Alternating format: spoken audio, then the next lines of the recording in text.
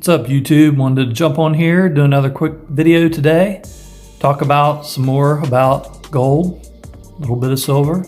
My favorite coin, this coin right here. So this is the coin I wanted to talk about. This is the Indian head eagle, gold eagle, $10 gold eagle that was started back in 1907. And how this coin design came to be was Theodore Roosevelt had commissioned then noted sculptor Augustus St. Gaudens to redesign the coinage. So he did just that, but unfortunately he became very ill with cancer and he only got 2 coins produced.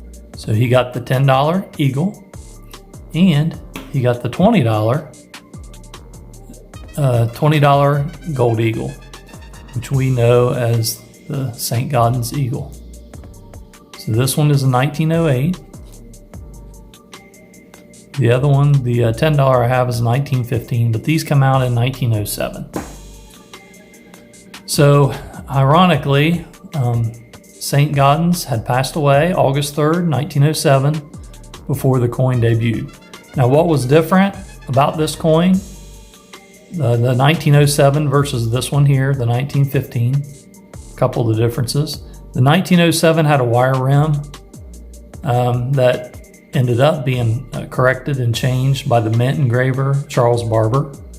So the original one had a wire rim which was real thin and caused issues, and so Charles Barber corrected that.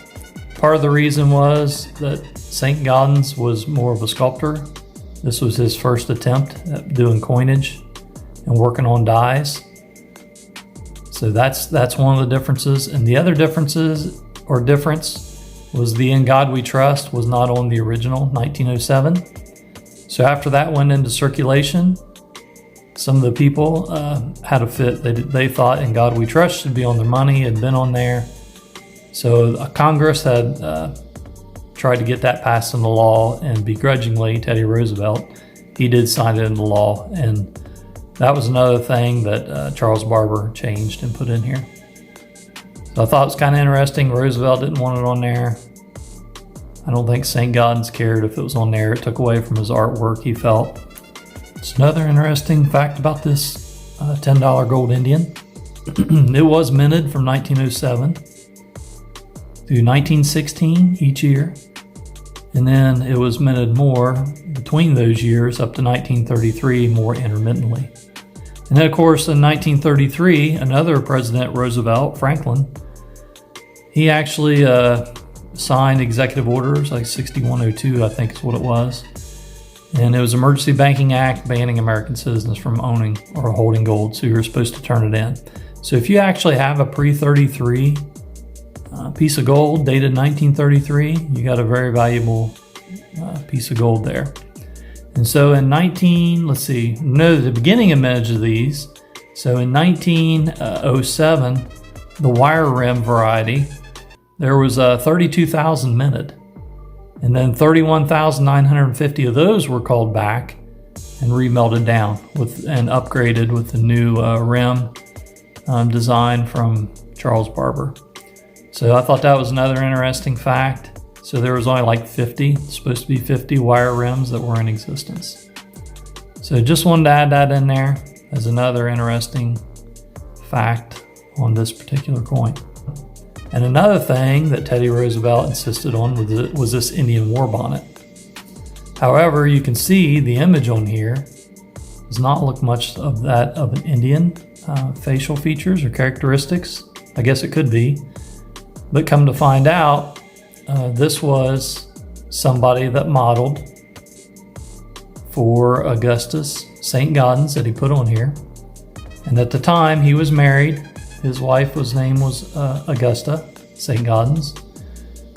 But this woman was, I think everyone kind of has come to the conclusion that it is Hetty, or Harriet Eugenia Anderson. She was a model at the time, African-American lady, and she was said by many to be very beautiful, and she was just the top model of the day. So Augustus St. Gaudens had an affinity for her. He really thought she was beautiful, and he had done a sculpture of Hetty, and there's even rumored to believe that she is a Miss Liberty on many coins, so possibly even this one. But there's a lot of debate about that. Even though Augustus St. Gaudens was married to Augusta, he did have a mistress, and his mistress's name, her changed name after she immigrated here, was Davida Clark. They were rumored to have a child together, and some people thought this one could be Davida. And then there was also rumored that he had an affection for a waitress in a diner not too far from where he was at that he frequented. And there was a young lady there named Mary Cunningham, and I think he'd done some drawings of her. But in the end, my gut feeling is this is Hetty or Harriet Anderson. And one thing I found very interesting too was this person that's on the Indian head, this lady, resembles an awful lot of the lady on the peace dollar. So I thought, man, this has got to be the same lady. The mouth, the nose, the eyes, everything's the same, or looked the same to me. But after doing more research, this was designed by Anthony de Francisci, and this is his wife, Teresa Caffarel de Francisci. So that kind of threw me off because I thought for sure that it was the same face on here. And they look very, very similar.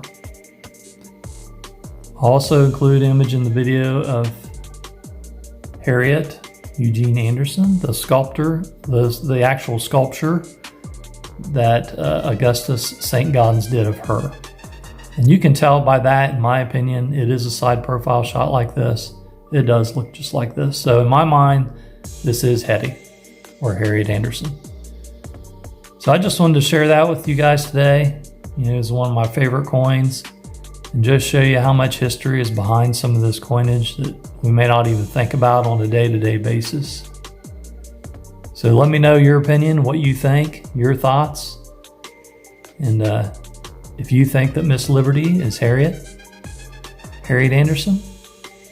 It's just a neat part of history. That's just kind of really cool that Harriet, an African American, look how long she's been on our coinage. So I thought that was cool. You guys, let me know what you think. If you like these kind of videos, please subscribe. If I find out some more stuff like this, I'll be sure and share. Alrighty. So you guys take care and peace out.